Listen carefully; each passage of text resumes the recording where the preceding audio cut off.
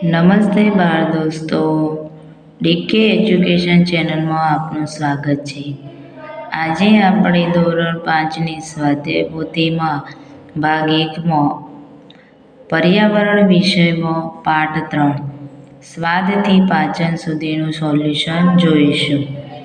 તો પ્રશ્ન 1, નીચે આપેલ વિવિધ પદાર્થોનું સ્વાદ મુજબ વર્ગીકરણ કરો. તો અહીંયા કૌંસમાં તમને પદાર્થો આપેલા છે: લીંબુ, ગોળ, મેથી, હળદર, કાચી કેરી, મધ, મરચાં, મીઠું, રાઈ, કારેલા, મગ, આદુ, મરી, ટામેટાં, ખોળ અને સંચળ. તો ગળ્યા પદાર્થો, આમાંથી ગળ્યા પદાર્થો કયા કયા છે? તો ગોળ, મધ અને ખોળ. ખારું પદાર્થ મીઠું અને સંચળ. ખાટું લીંબુ, કાચી કેરી અને ટામેટાં. તીખું મરચાં, આદુ અને મરી. તુરું હળદર, રાઈ અને મગ. કડવું મેથી અને કારેલા. પ્રશ્ન 2, નીચે આપના પ્રશ્નોના જવાબ લખો. પહેલો પ્રશ્ન, તમને ભૂખ લાગે ત્યારે તમે કેવું અનુભવો છો? તો મને ભૂખ લાગે ત્યારે મને માથું દુખે છે અને ગુસ્સો આવે છે. બીજો પ્રશ્ન, તમને શું શું ખાવું ગમે છે? તો મને રોટલી, શાક, દાળ ભાત, પાણીપુરી, ગોટા, ભેળ, ઢોસા, ઇડલી, દાળબાટી અને મીઠાઈઓ ખાવું ગમે છે. તમારા ઘરમાં વપરાતા શાકભાજીના નામ લખો. મારા ઘરમાં ફ્લાવર, કોબીજ, ટામેટાં, કાકડી, દૂધી, રીંગણ, બટાકા, કારેલા, પરવળ, વટાણા, ડુંગળી, ગીલોડી, ચોળી, ભીંડા વગેરે શાકભાજી વપરાય છે. તમે કયા કયા ફળ ખાઓ છો? તો હું કેળા, સફરજન, ચીકુ, અનાનસ, રાસબરી, કીવી, જાંબુ, રાયણ, બબૂચા, પપૈયા, નારંગી, કેરી વગેરે ફળો ખાઉં છું. તમે કયા કયા કઠોળ ખાઓ છો? તો અમે વટાણા, ચણા, તુવેર, વાલ, મગ, મઠ વગેરે કઠોળ ખાઈએ છીએ. તમે કયા કયા અનાજ ખાઓ છો?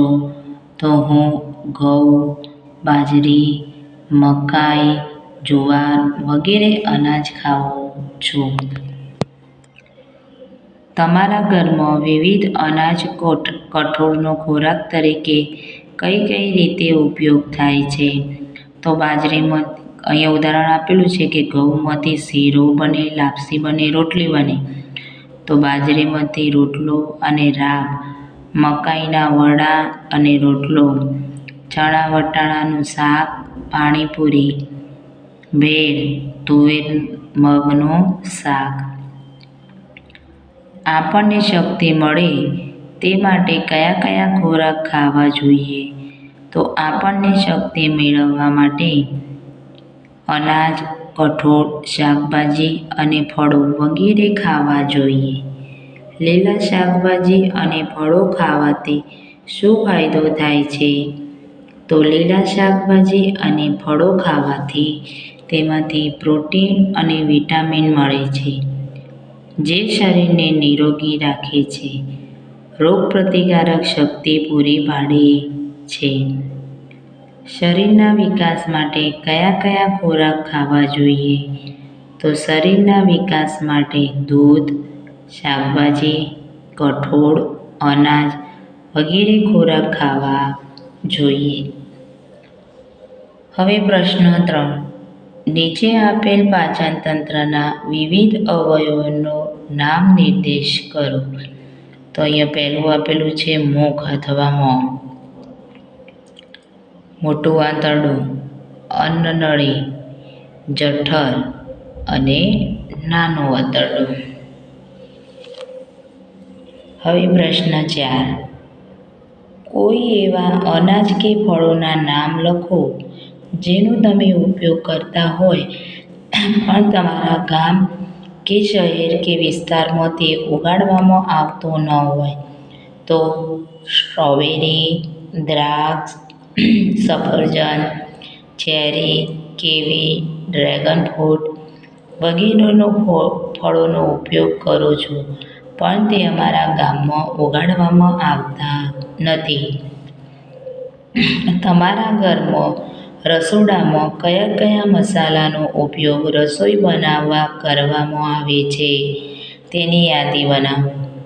તો તજ, અજમો, હિંગ, ધાણા જીરું, મીઠું, હળદર, એલચી, લવિંગ, મેથી. હવે પ્રશ્ન 6. નીચે આપેલા કોષ્ટકમાં રસોડાના વિવિધ પદાર્થોની યાદી બનાવી ઉદાહરણ પ્રમાણે વિગત ભરો. તો રસોડાનો પદાર્થ અહીંયા પહેલો આપેલો છે હળદર. તેનો રંગ પીળો, સ્વાદ તુરો. ઉપયોગ: રસોઈમાં વાગેલા ઘા ઉપર લગાડવામાં, કફ દૂર કરવા માટે. ગંધ છે હા કે ના? તો હા. હવે બીજું મેં લખ્યું છે અજમો. રંગ છે ભૂરો, સ્વાદ તીખો. રસોઈમાં શરદી, કફ તેમજ પેટના દુખાવામાં દવા તરીકે. ગંધ છે તો હા. એલચી. રંગ છે લીલો, સ્વાદ છે તીખો. ઉપયોગ: રસોઈમાં, ચામાં, દવા તરીકે. હા. ગંધ છે. મીઠો સફેદ, સ્વાદ ખારો.